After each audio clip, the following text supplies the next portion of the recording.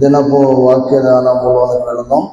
మన తండ్రి అయిన దేవుని నుండి, ప్రభు అయిన యేసుక్రీస్తు నుండి కృపయు సమాధానములో మీకు కలుగును గాక. ప్రభునందు ప్రియ దేవుని బిడ్డలారా, ఈనాటి ధ్యానాంశము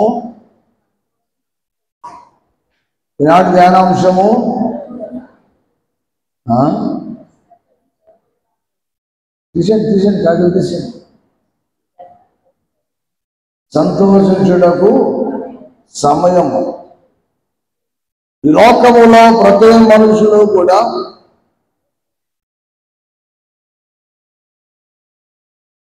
సాధారణ జీవితంలో సంతోషించడానికి, ఆనందించడానికి అనేకమైన కారణాలు ఉండవచ్చు. కానీ వారిలో ఉన్నది నిజమైన సంతోషము, ఆనందం అంటే ఎవరు కూడా సరైన సమాధానము చెప్పలేరు. వర్షం వచ్చినప్పుడు ఎంత చల్లగా ఉంటుందో, ఎండ వచ్చినప్పుడు అంత వేడిగా ఉంటుంది. మానవుని యొక్క జీవితము కూడా వర్షముతోనూ లేకపోతే వేసవి కాలము ఎండతోనూ కూడా పోల్చుకోవచ్చు. చిన్న చిన్న విషయాల్లో దుఃఖిస్తూ ఉంటాం, చిన్న చిన్న విషయాలు ఆనందిస్తూ ఉంటాం, అప్పుడే నవ్వుతాం, అప్పుడే దుఃఖిస్తూ ఉంటాం.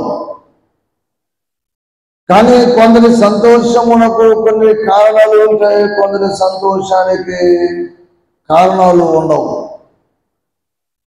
కొందరు చెప్పుకునే విషయాన్ని బట్టి సంతోషిస్తారు, కొందరు జీవితంలో జరిగిన విషయాన్ని బట్టి సంతోషిస్తూ ఉంటారు.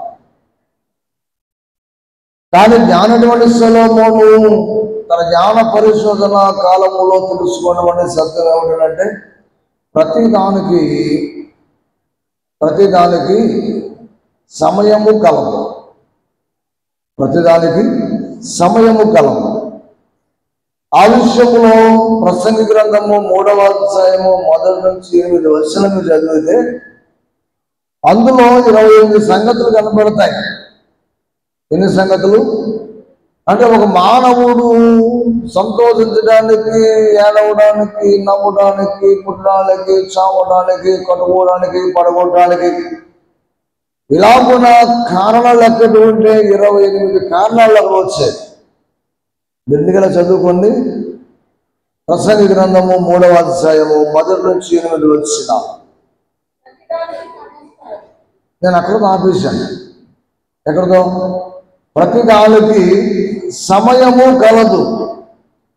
కానీ లోకములో ఎందరెందరో దేవుళ్ళుగా పూజించబోతున్న వారు, పూజను అందుతున్నటువంటి వారు, దేవుళ్ళుగా ప్రకటించుకున్నటువంటి వారు ఎందరెందరో జన్మించారు. కానీ ఆ జన్మించిన స్థలాలను గుర్తించడానికి కానీ, జన్మించిన స్థలాల గురించి ఒక ప్రవచనము కానీ, ఆ జన్మించిన స్థలాల గురించి పరిశోధించడానికి కానీ ఏ జ్ఞాని, ఏ శాస్త్రులు ఎవరు కూడా ప్రయాణము చేయలేదు. వాటి గురించి తెలుసుకున్నటువంటి కారణాలు లేవు. కానీ రోజు సర్వశక్తిమైనటువంటి దేవుని కుమారుడు లేక దేవుడు కుమారుడిగా ఈ లోకంలో జన్మించడానికి గ్రంథాల్లో వ్రాయబడినటువంటి శ్లోకాలు లేక వాగ్దానాలు లేకపోతే ఆ విధమైనటువంటి ఆ వాక్కులు గ్రహించగలుగుతున్నటువంటి పరిశోధన కాలములో జ్ఞానులు ఆకాశంలో వెలిసినటువంటి నక్షత్రములు ఆధారము చేసుకొని వారు పర్యటన చేసినట్టుగా మనం చూస్తూ ఉంటాము. వారు ఆ నక్షత్రమును చూసినప్పుడు వారు ఎలాంటి సంతోషాన్ని కలిగి ఉన్నారంటే, వారి జీవితంలో అనేకమైన సంగతులు తెలుసుకున్నారు, అనేకమైన స్థలాలకు వెళ్ళారు, అనేకమైన పరిశోధనలు చేశారు, అనేకమైన విషయాలు తెలుసుకున్నారు. కానీ వేటి యందు లేని సంతోషం, వేటి యందు కలగని ఆనందం, వేటి వలన కలిగేటువంటి తృప్తి కంటే యేసు బాలుని ఆ పశుల తొట్టిలో పరుండబెట్టుట చూసినప్పుడు, ఆకాశములో వెలిసిన నక్షత్రము చూసినప్పుడే వారు పరవశించారు. ఆ నక్షత్రము ద్వారా ప్రయాణము చేసి ఆ నక్షత్రమైన యేసు ప్రభు దగ్గరకు వచ్చినప్పుడు మరింత అత్యానంద భరితులైనట్టుగా చూస్తూ ఉన్నాం. దేవుని స్తోత్రం చెప్పండి. ఈ రోజున నీవు నేను కూడా సంతోషించడానికి కానీ పరవశించడానికి కానీ ఈ రోజున ఈ స్థలమునకు మనం వచ్చామంటే కారణం ఏంటంటే చెప్పండి, లోకములో మన కొరకు మన పాపములను తీసివేయుటకు ఈ లోకములో యేసుక్రీస్తు జన్మించాడు అనేటువంటి వార్త మనం విననందున, ఆ జనన వార్త ద్వారా లోకము సంతోషించినందున, ఎప్పటికీ సంతోషిస్తూనే ఉన్నందున ఉన్నటువంటి మనము ఈ స్థలములో కూడుకొని చెప్పండి దేవుని యందు సంతోషించడానికి స్థలమునకు మనం వచ్చినాం. దేనికి స్తోత్రం చెప్పండి. రెండవదిగా యేసుక్రీస్తు జన్మించినప్పుడు దూతలు చెప్పినటువంటి వార్త ఏమిటంటే, ఇది ఒకరికి ఇద్దరికి కలిగేటువంటి సంతోషము కాదు, ఒక ఊరికి రెండు ఊర్లకు కలిగేటువంటి సంతోషము కాదు, ఒక దేశానికి లేక రెండు దేశాలకు సంతోషము కలిగించేటువంటి వార్త కూడా కాదు, ఒక సంఘానికి రెండు సంఘాలకి సంతోషము కలిగించేటువంటి వార్త కాదు, ఒక కుటుంబానికి రెండు కుటుంబాలకు కలిగే సంతోషం అంతకన్నా కాదు. ఇది ఎవరికి సంతోషం అంటే, ఇది ప్రజలందరికీ కలుగబోవు మహా సంతోషకరమైనటువంటి వార్తము కనుక, ఈ సంతోషించే సమయము కనుక ఇప్పుడు మనము కూడా సంతోషభరితులమై ఉన్నాము. తెలుస్తుంది చెప్పండి. మనం పాడతాం కదా పాట, సంతోషకరమైన వర్తమానము.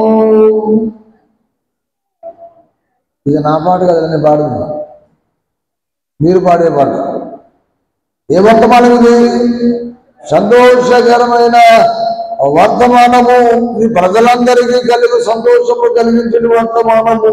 ఇది ప్రజలందరి పాపములు తీసివేయుటకై యేసుక్రీస్తు లోకములో రక్షకుడిగా పుట్టినాడు కాబట్టి, ఇది ఏంటంటే ఎవరైతే ప్రభువును చూచుటకు వస్తారో వారి జీవితము ధన్యమవుతుంది.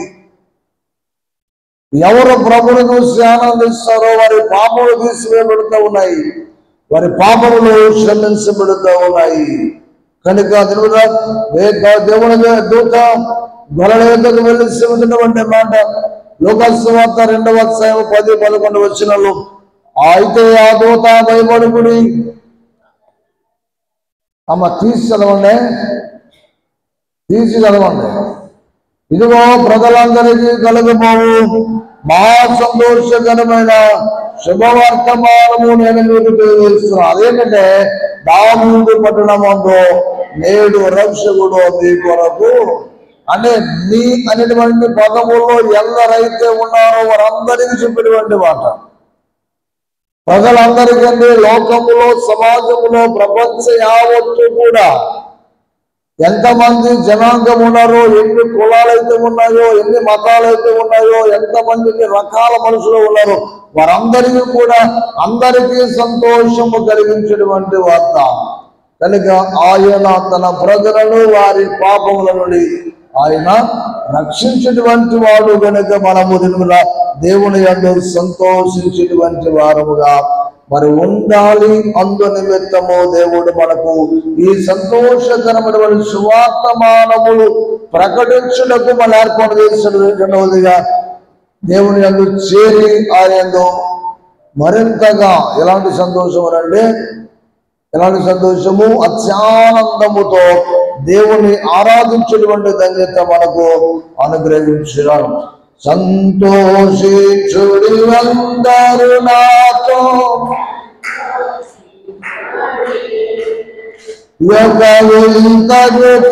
కన్న పాడవాచి నాతో సంతోషించుడి, సంతోషించుడి, సంతోషించుడి,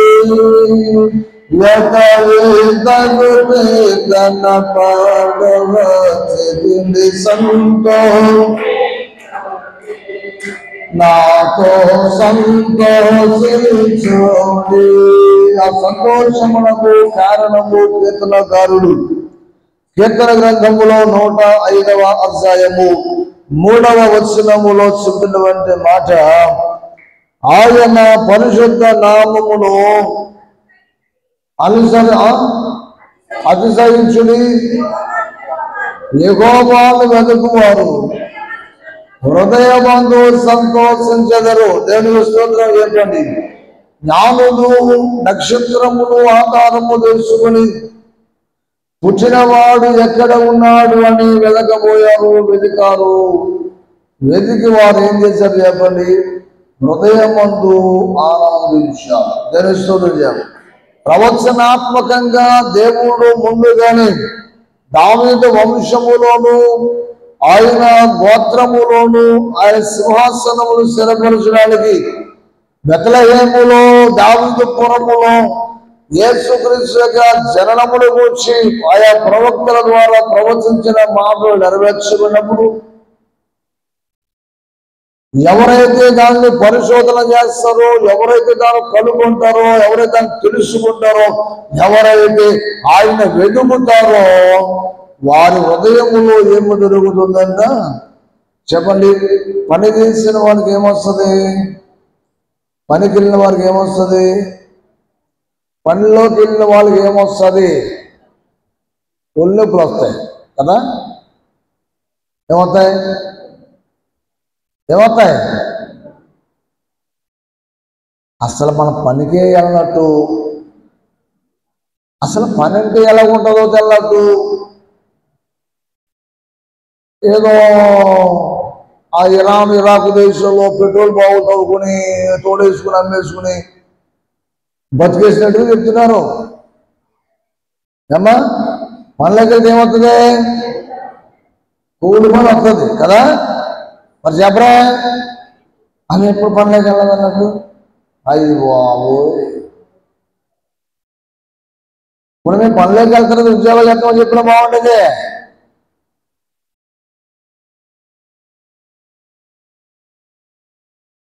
పని చేసిన వాళ్ళకి జీతం వచ్చినప్పుడు వాడు ఎంతగా సంతోషిస్తారు అంటే, కొంతమంది పూర్వపు రైతులు వాడు ముక్కాల అప్పారావులని పేరు పెట్టేవారు.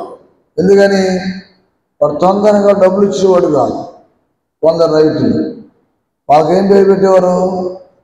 ముక్కాల అప్పారావు, ఇది డబ్బులు పడరా బాబులు పనులకి వెళ్ళాను. కొందరు ఏం చేసేవారంటే, ఆ ఖాళీగా ఉంటే ఏమొస్తుంది ఇప్పటికప్పుడు ఇస్తారని చెప్పి పనులకి వెళ్ళేవారు. కానీ పనిలోకి వెళ్ళినప్పుడు, పనిలోకి వెళ్ళిన తరువాత జీతము చేతిలో వచ్చినప్పుడు చేసిన పనిని మర్చిపోయి, సరైన అలసటను మర్చిపోయి హృదయానందముతో ఇంటికి వచ్చి భార్య బిడ్డలతో సంతోషముగా అది జీవితాన్ని అనుభవిస్తూ ఉంటాడు. ఈ రోజున దేవుణ్ణి వెతికిన వారికి కూడా, దేవుణ్ణి కనుగొనే వారికి కూడా, దేవుణ్ణి దర్శించే వారికి కూడా, దేవుని మాట వినే వారికి కూడా, ఆయన మార్గంలో నడిచే వారికి కూడా, ఆయన వాక్యమందు విశ్వాసం ఉంచిన ప్రతి ఒక్కరికి కూడా ఏమి కలుగుతుందని ప్రవక్తగా చెప్పాడు దావీదు గారు అంటే, హృదయానందము కలుగుతుంది. స్తోత్రం చెప్పండి. జ్ఞానులు కష్టమనక ప్రయాసనక భారమనక వారు పరిశోధించినటువంటి దానిని మరింతగా పరిశోధించి ఆతృతగా వారు ప్రయాణము చేసిన వారి ప్రయాణములో పడిన అలసట వారికి గుర్తుకు రాలేదు. వారి భోజనము లేక గడిపిన కాలము గుర్తుకు రాలేదు. వారికి వేసిన దాహాన్ని వారు గుర్తు చేసుకోలేదు. కానీ ఎప్పుడైతే ఆ తుట్టులో పరుడినటువంటి బాడినటువంటి యేసును చూస్తారో వారి హృదయములో ఏం కలిగింది చెప్పండి? హృదయానందము కలిగింది. తెలుస్తుంది చెప్పండి. మనం ఆనందాన్ని కోల్పోతూ ఉన్నాం. మన ఆనందాన్ని మనమే సంతోషించుకుంటూ ఉన్నాం. మన సంతోషానికి మనమే అడ్డుకట్టలు వేసుకుంటూ ఉన్నాం. మన సంతోషం ఉన్నప్పుడు మనమే బంధం చేసుకుంటూ ఉన్నాం. హృదయంలో గుర్తు చేస్తూ ఉన్నాం. కనుక జ్ఞాపకం చేస్తూ ఉన్నాను, జ్ఞానులు వెతుకారు, జ్ఞానులు కలుగున్నారు. కనుక వారికి అందరికంటే ముందుగా వారికి సంతోషించే అవకాశము వారికే కలిగింది. దాని స్తోత్రం చెప్పండి. మెకస్సా కోనేటి దగ్గర కూడా ఈ ఉపమానం వదిలించబడి ఎవడైతే ముందుగా అందులో దిగునో, ఎవడైతే ముందుగా అందులో దిగునో వాడు ఎట్టి వ్యాధిగ్రస్తుడైనా స్వస్థత పొందుతాడు. అంటే ఎవడైతే మొదటగా విశ్వాసం ఉంచుతాడో, చెప్పండి, మన పరుగుల పందెములో రన్నింగ్ లో చేస్తూ ఉంటాం. ఎవడు ఫస్ట్, ఎవడు సెకండ్, ఎవడు థర్డ్ చెబుతాం కదా. అలాగే దేవుని సన్నిధిలో కూడా మొదటిగా ఎప్పుడు వచ్చామన్నది కాదు, ఎప్పుడు రక్షింపబడ్డాము అన్నది కాదు. పూర్వం నుండి క్రైస్తవులమా లేదా ఈ రోజు మారిన క్రైస్తవులమా అన్నది కాదు. కానీ సిలువలో ముగ్గురు ఉంటే ఒకడు మొదటిగా రక్షింపబడ్డాడు. తెలుస్తుంది చెప్పండి. బెతస్దా కోనేరు దగ్గర అనేక మంది వ్యాధిగ్రస్తులు గుంపులుగా ఉంటే మొదట దిగిన వాడు ఇట్టే స్వస్థత పొంది వెళ్ళిపోయినటువంటి వాడు. చివరిగా 38 సంవత్సరాల వరకు కూడా మిగిలిపోయిన ఒక వ్యక్తిని ప్రభు ప్రశంసా ఉంటే వాడు సాకులు చెబుతా ఉన్నాడు. ఏం చెప్తా ఉన్నాడు? నాకు సాయం చేసేవాళ్ళేడు, వెళ్దామని ఉంది కానీ, లేద్దామని ఉంది కానీ. మనం కూడా చెప్తున్నాం కదా, లేకలేకపోతున్నాను. ఏం చేస్తున్నారంటే లేకలేకపోతున్నాం. లేచే ఉద్దేశం కూడా లేపుతారు. ఎందుకు లేకలేదు? మరి మమ్మల్ని లేకపోతున్నారు. ఒక మాట అనుకుందాం, మమ్మల్ని ఎవరు లేకపోతున్నారు? అయ్యా టైం అయిపోయింది అంటే లెగ్గొడుచుకునే పాస్టర్ గారు ఉన్నారు లేరని చెప్పలేదు. కానీ ఆ దేవుని కృపలో ఆ స్వయసిద్ధని ఇచ్చేవాడు. చెప్పండి, అంటే వెళ్ళే ఉద్దేశం అనుకుంటే వాళ్ళు ఎవరు లెక్కొట్టలేదు. ఇంకా మీకు సులువైన పద్ధతి చెప్తూ ఉన్నాను. మీరు పడుకునే ముందు ఒక గ్లాస్ నీళ్ళు తాగండి, ఖచ్చితంగా మీకు వెలుగు వస్తుంది. మీరు స్తోత్రం చెప్పండి. మంచినీళ్ళు తాగి పడుకోండి, మీరు ఖచ్చితంగా టైంలో ఇస్తారు. ఈరోజు గుర్తు చేస్తూ ఉన్నారు ప్రేమటువంటి కొన్ని సూత్రాలు మనం పాటించినటువంటి వారుగా ఉన్నారు. జ్ఞానులు వెతికారు, జ్ఞానులు కనుగొన్నారు, జ్ఞానులు ప్రయాణము చేశారు, జ్ఞానులు ప్రయాసపడ్డారు, జ్ఞానులు ఆసక్తిని చూపించారు. వారి ఆసక్తిని ఎక్కడ నడిపించిందంటే సంతోషమునకు కారణమయ్యేటువంటి స్థలాన్ని నడిపించారు. అది ఎక్కడ ఉందంటే యేసు దగ్గర తప్ప మరి ఎక్కడ వారికి సంతోషము దొరకలా. స్తోత్రం చెప్పండి.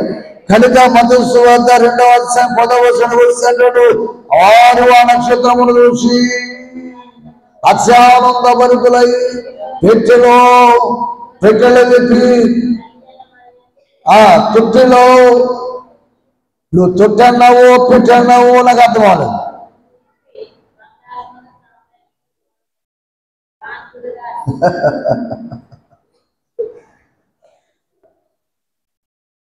వారు అత్యానందభరితులై ఇంటిలోనికి వచ్చి తల్లి అయిన మరియను ఆ శిశువును చూసి సాగిలపడి ఆయన పూజించి తమ పెట్టెలు విప్పి బంగారము సాంబ్రాణి బోళములు కానుకగా అర్పించారు. ఏం చేసి సంతోషించి కానుక అర్పించారా? కానుక అర్పించి సంతోషించారా? అమ్మ చెప్పండి. మనము కూడా మేలులు పొందే కానుక వేస్తాం, కానీ లేకపోతే దేవుని స్తోత్రం చెప్పండి. హల్లెలూయా. ఈ రోజున ప్రతి దానిని కూడా మనం పరిశోధనగా పరీక్షించాలి, లేక పరిశీలనగా మనం ఆలోచన చేయాలి. ఈ రోజున కూడా జ్ఞానులు వారు పడిన ప్రయాసను యేసు బాలున తొట్టులో చూడగా, తల్లి ఒడిలో చూడగా వారికి ఏం కలిగిందంటే ఆయా పరవశించిపోయారండి. వారు ఎంతగా ఆశించారంటే ఎంతగా సంతోషించారు. వారు ఆశించిన దానికంటే అధికమైన సంతోషాన్ని వారు అనుభవించారు. కనుక వారు ఏం చేశారంటే ఇవేమి మాకు అవసరం లేదు. నిజంగా వారు మెడల్స్ సంపాదించినారు శాస్త్రజ్ఞులు కదండి, వారు సైంటిస్టులు కదా. వారు చేసిన పరిశోధనకు ప్రభుత్వం ఇవ్వండి, వారికి కొంత డౌరీ ఇస్తారు, కొంత ధనం ఇస్తారు, రెండవది వారు సర్టిఫికెట్ ఇస్తారు, రెండవది ఏంటంటే వారు మెడల్ ఇస్తారు, వారు సన్మానాలు చేస్తారు. అవన్నీ వారు జ్ఞాపకాలుగా ఉంచుకుంటారు. వారు ఇచ్చినటువంటి ధనముతో మరొక పరిశోధన చేస్తూ ఉంటారు. అలాంటివన్నీ కూడా వాళ్ళ దగ్గర పెట్టుకునే ప్రయాణం చేస్తూ ఉంటే చెప్పండి, యేసును చూడగానే వారి దగ్గర ఉన్నటువంటి వెండి బంగారము సాంబ్రాణి బోలం అంతా కూడా దేవునికి కానుకలుగా ఎవరు అడగలేదు. అదే అంటాను, మనిషి మారి తేగలురా, నీవు సేవకుడికి ఏమి ఇవ్వాలో, సంఘానికి ఏమి ఇవ్వాలో, దేవుని పని ఎలా చేయాలో, దేవుని మందిరములకు ఎప్పుడు వెళ్ళాలో, దేవుని ఎలా ఆరాధించాలో, దేవుని ఎలా మహిమపరచాలో నీకు తెలుస్తుంది. మనం మారనంతసేపు కూడా లెక్కలు వేస్తాము, లెక్కలు చెబుతాము, లెక్కలు అడుగుతాము. వీటి వలన మనుషుల యొక్క మనస్సులు హృదయాలు కలవరమునకు కారణమవుతాయి కానీ ఆనందానికి కారణము కానేరవు. కనుక గుర్తు చేస్తా ఉన్నారు లేదా క్రీస్తు యొక్క జననము లేక క్రీస్తు యొక్క పూర్తిగా కొందరికి మాత్రమే సంతోషము కాదు, ఒకరికి మాత్రమే సంతోషము కాదు, ఒకరికి మాత్రమే ఆనందము కాదు, ఒక కుటుంబానికి మాత్రమే ఆనందము కాదు, ఒక క్రైస్తవులకు మాత్రమే ఆనందము కాదు, ఒక లోదరుల సంఘానికి మాత్రమే కాదు, ఒక్క కులానికి మాత్రమే కాదు, మరెందరికి అయ్యాలంటే ప్రజలందరికీ. ఆ ప్రజలందరికీ కారణములు అపోస్తలుడైన పౌలు గారు ఒక మాట చూపుతాడు. ఆ మాట ఏమిటంటే రోమపత్రిక 15వ అధ్యాయము 10వ వచనము చదివితే, రోమపత్రిక 15వ అధ్యాయము 10వ వచనము మీరు చదివితే గనక, మరియు ఎవరంట చెప్పండి, మనం ఎవరంట? మనం ఎవరు చెప్తున్నప్పుడు చెప్పండి. విశ్వాసము లేని వారికి చెప్పినటువంటి సువార్త. రెండవదిగా విశ్వాసులైన మీ విశ్వాసమును స్థిరపరచుటకు మొట్టమొదటిగా మీకు చెప్పినటువంటి సువార్త. ఈ ప్రకటించబడుతున్నటువంటి వార్త లోకమందంతటా వినబడుతుంది, గ్రామంతా వినబడుతూ ఉంది. ఎక్కడి దాకా వినబడుతుందంట? లాకుల వరకు వినబడుతుందంట ఈ స్వరం. ధరిస్తోందని చెప్పండి. అంటే మధ్యలో ఉన్నటువంటి వారు ఆలకించినప్పుడు చెవులున్న వారందరికీ వినిపిస్తుంది, నిద్రపోయిన వాళ్ళకి వినపడదు. ఇంకొకటి చెప్పినటువంటి మాట అదే చెప్పండి.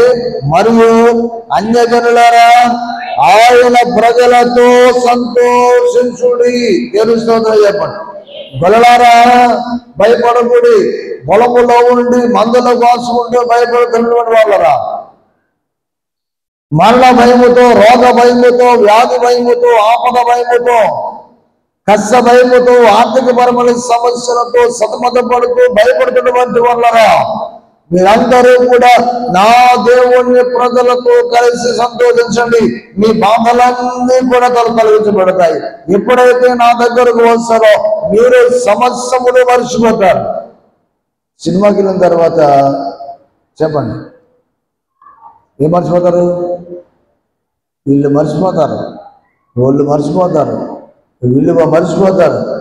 ఇక పకాలించి నవ్వే కాడ నవ్వడం, ఏడ్చేగా ఏడవడం ఎంత బాగా నడుస్తుందో కదండి. సీరియల్స్ దగ్గర కూర్చుని కూడా మనం చేసే పని అన్నం చూడిపోతుందో, కూర మాడిపోతుందో, తాలింపు ఏమైపోతుందో, ఏమండి టీ మరిగిపోతున్నాయో, పాలు మరిగిపోతున్నాయో, వాసన వచ్చే వరకు కూడా గుర్తురాని మైకములో వెళ్ళిపోయి టీవీలో కూర్చున్న మహాపురులు కూడా లేకపోవడం. ఈరోజు జ్ఞాపలు వేస్తూ ఉన్నాడు కాబట్టి ఆ సమస్త అన్యజనులారా ప్రభువు ఆయన ప్రజలతో సంతోషించుడి. ఎవరితో? గొల్లలు చూసి అంటారు, మేము వెళ్ళి చూసినాము, మీరు కూడా వెళ్ళి చూసండిరా. మేము చూసి ఆనందించాం, ఆనందం మాలో ఇంకా పొందుతుంది, మర్చిపోలేకపోతున్నాం. అసలు మర్చిపోదామంటే మరుపు రావట్లేదు. మర్చిపోతే ఏమన్నా అటువంటి సందేహాన్ని వారు వ్యక్తపరుస్తూ అది ఒక జీవితం అన్నట్టుగా మాట్లాడుతూ ఉన్నాను. కనుక 13వ అధ్యాయం 11వ వచనం చదివితే, కాగా మీరు పరిశుద్ధాత్మ పొంది శక్తి పొంది విస్తారముగా నిరీక్షణ గలవారగుటకు నిరీక్షణకర్తయగు దేవుడు విశ్వాసము ద్వారా సమస్తానందముతోనూ. చెప్పండి, ఎందుకయ్యా మనం మందిరానికి వెళ్ళాలి? ఎందుకయ్యా దేవుని వాక్యాన్ని నమ్మాలి? ఆ వాక్యములో ఏముంది? బాలుని చూడగానే వారు ఏం మర్చిపోయారు? ప్రయాణ భారాన్ని మర్చిపోయారు. వారు పరిశోధించిన కష్టమంతరిని మర్చిపోయారు. దేంతో నింపబడిన వాళ్ళు చెప్పండి? సమస్తానందముతోనూ సమాధానముతోనూ నింపబడ్డారు. దాని సోదరు చెప్పండి. ఏ రోజున కూడా మీరు చివరిగా చెప్పినటువంటి మాటను ఇదే. అదే మాట చెప్తున్నానంటే, ఎవరు నిజముగా దేవుణ్ణి చూస్తారో, ఎవరు నిజముగా దేవుణ్ణి ఆరాధిస్తారో, ఎవరు నిజముగా దేవుణ్ణి కనుగొంటారో, ఎవరు దేవుణ్ణి కనుగొని అని మనసారా పూజిస్తారో, సాగిలపడతారో వారి హృదయములో ఏం పుడుతుంది చెప్పండి? సమస్తానందమును మరియు సమాధానమును మీకు కలుగుతుంది. చివరిగా ఒక్క మాట, అదేమని ఆలోచన చేస్తే గనక అపోస్తుల కార్యముల గ్రంథము 13వ అధ్యాయము 46వ వచనము చదువుదాం. అపోస్తుల కార్యముల గ్రంథము 13వ అధ్యాయము 46వ వచనము చదువుదాం. అప్పుడు పౌలును బర్నబాయు ధైర్యముగా ఇట్లని, దేవుని వాక్యము మొదట మీకు చెప్పుట ఆవశ్యకమే, అయినను మీరుగా త్రోసి వేసి మిమ్మును మీరే నిత్యజీవమును చెప్పండి నిత్యజీవమునకు అపాత్రులుగా ఎంచుకొనుచున్నారు. ఎవరైతే వాక్యము నిర్లక్ష్యం చేస్తూ ఉన్నారో అండర్లైన్ చేసుకోండి. ఇప్పుడైనా వాక్యం ఏం చేస్తుంది? భయానికి గురి చేస్తుంది, మీ నిర్లక్ష్యానికి గుర్తు చేస్తుంది. రెండవదిగా మీ వెనుకబాటు తరానికి గురి చేస్తుంది. నాలుగవదిగా పరలోకమునకు నీవే కారణమని గుర్తు చేస్తుంది. దేవుని వాక్యం ప్రకటించే సేవకుడు మాత్రము కాదు, సంఘము మాత్రము కాదు. చెప్పండి, మీరు మళ్ళా బాగా చదువుకోండి. నిత్య జీవమునకు మిమ్మును మీరే అపాత్రులుగా ఎంచుకొనుచున్నారు. మీ ఆటంకానికి మీరే కారణం. పరలోకములకు వెళ్లకుండా మీ మార్గములు మీరే ఆటంకపరుచుకుంటూ ఉన్నారు. మాట అదేనా చెప్తుంది అక్కడ? నిత్య జీవన అపాత్రులుగా ఎంచుకొనుచున్నారు కనుక ఇదిగో మేము అన్యజనుల యొద్దకు నేను ఓరకనే వెళ్ళడము, సువార్త అన్యజనులకు ఎందుకు ప్రకటించబడుతున్నానని కనీసం వారైనా రక్షింపబడతారని ఉద్దేశంతో మన నుండి రక్షింపబడినటువంటి వారు అన్యులలోకి వెళ్ళి వారు సువార్తను ప్రకటించి మళ్ళీ మన సంఘములోనే జీవము లేదని ప్రకటిస్తూ వారిని దేవుని నడిపిస్తూ ఉంటే మన దగ్గర పోతామనంటే దేవుని రాజ్యానికి దూరంగా వెళ్ళిపోతా ఉన్నాం. కాబట్టి చివరిగా 48వ వచనం చదివితే అదే అధ్యాయంలో అన్యజనులు ఆ మాటని సంతోషించి దేవుని వాక్యమును చెప్పండి ఏం చేశారంట? దేవుని యొక్క వాక్యమును మహిమపరచుని మరియు నిత్య జీవమునకు నిర్ణయించబడిన వారందరూ విశ్వాసించుని. ఎవరు విశ్వసిస్తారో చెప్పండి? విశ్వసించిన వారందరూ కూడా నిత్య జీవులకు వారసులు అవుతారు. నిత్య జీవులకు వారసులు కావాలనుకున్న వారు విశ్వసిస్తారు. వారికి ఏమో చెప్పండి, ఆనందము, పరమానందము. ఈరోజు చెప్పండి, సంతోషించే సమయం. ఎందుకంటే నా పాపములు క్షమించబడ్డాయి, నేను పాస్ అయ్యాను అంటే వారికి ఎంత సంతోషమో. నాకు పెళ్లి కుదిరింది అంటే ఎంత సంతోషమో. నాకు మగపిల్లడు పుట్టాడు అంటే ఎంత సంతోషమో. నేను ఇల్లు కట్టాను అంటే ఎంత సంతోషమో. నేను పిల్లలకు పెళ్లి చేసేసాను అంటే ఎంత సంతోషమో. చెప్పండి, నేను దేవుని యొద్దకు వెళ్ళాను, నేను దేవుని చూశాను, దేవుని మహిమపరిచాను, ఆ మహిమను నేను అనుభవిస్తున్నాను కనుక నాకు సంతోషించే సమయము దేవుడు నాకు ఇచ్చాడు. ఈ సంతోషములో ఎల్లప్పుడూ కూడా మీరు పాలి భాగస్సులో కావాలని కోరుతున్న మాట ముగిస్తూ ఉన్నాను. దేవుడు మిమ్మల్ని ఆశీర్వదించి బలపరుచును గాక. ఆమేన్.